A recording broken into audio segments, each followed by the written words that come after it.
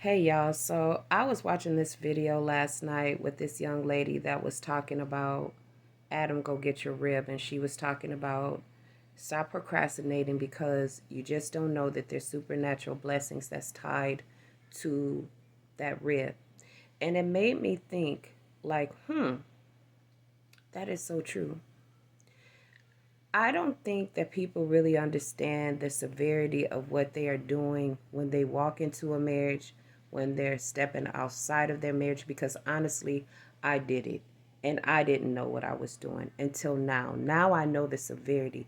Now I know the consequences. Now I know the suffering. But now I also know the glory, the beauty, the honor, the obedience that it shows God when you are being true to what he ordained to be. Now just think, he made Adam for a purpose. Adam was ordained to be here in this land, right? And so God could have used any part of Adam's body to create the woman for the man, but he took one of the most precious parts of the body, and that's the rib. Anytime a rib is broken, it's not going to function in its full capacity.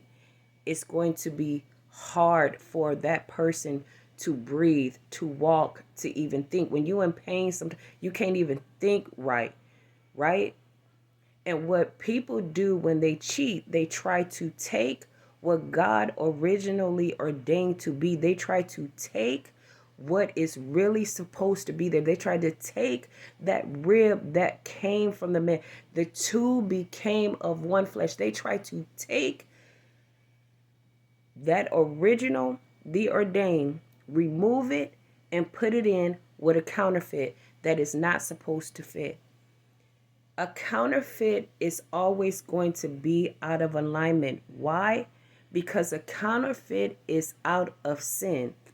Whatever God do to bring two together, it is for his glory and for his purpose. It is ordained. It is meant to function as one, unified, together.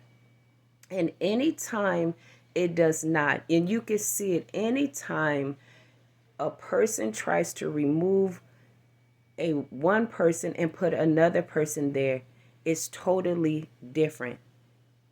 Husbands, your wife was meant to be your healer. She was your helpmeet to heal you. A counterfeit is never going to do that. See, a lot of times, and I know this to be true, and this is why I keep saying it, people do not be honest about the issues of their own heart. And what they would do when people are not living up to their expectations, or they don't know how to work out, like being offended, when they are wrestling with rejection, when they're wrestling with trust issues, when they're wrestling with abandonment, when they're wrestling with pride, when they're wrestling with lust, they always look on the outside. When you married that person for sickness and health, to love and cherish until death do you apart.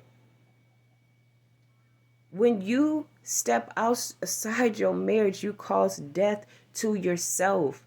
Adultery equals death. But the Lord told me, he said, people get married to just love, and then when they are inconvenienced, they want to run for the hills. They don't take the time out to seek after him together. You have to seek after God together. You have to seek after God individually. You guys have to diligently pray. In fact, do you know it is people who said that they will never love their spouse again? Like they didn't want to be with them no more. They were done with them until they got to seeking after God, because God reveals the truth. The devil feeds these spouses lies, and they follow the lie. They follow the substitute rib. How is what is a crown to a person's head, to a husband's head, not going to benefit him? How is your wife not going to benefit you, especially if she is a wife that is grounded in God. You know, I think sometimes, and I've heard friends say this, they be looking for God in their spouses, right? Which that's okay. But you need to seek God for yourself, because the moment that a person don't do something that's not godly, people want to pass judgment on them and start talking about them like that one thing or a couple of things they may do just puts them, just puts them away from God, and that's not true. I know what it's like to be on a journey with God, and when you're on this journey with God, you are learning so much stuff. Like I said in the last video, or not the last video, but the video before, when you become saved and God delivers you, you were in the wilderness for a long time. I spent years in the wilderness, in the world. But that don't mean just because now I'm walking with God that I'm not going to experience certain things or the same things, or I'm not going to have certain issues arise, because he's still removing the wilderness out of me. I don't know why. Yes, I do. We run to people every time we wounded. We run to people every time we not satisfied. We run to people every time we are angry. We run to people every time we are hurt other people. And you can't do that. All you are doing is continuing to set yourself back where you're not healing in its proper way. And I have to say this, you can never replace what God ordained to be, the rib he ordained to be in your life, with a counterfeit.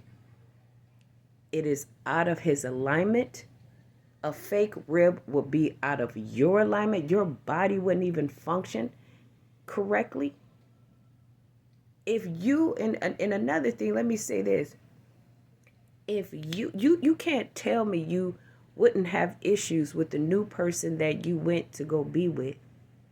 So if you're having issues with the new person that you went to go be with, and you had issues with your spouse as well, why would you not work it out with your spouse, where God will help you guys and continue to bless you?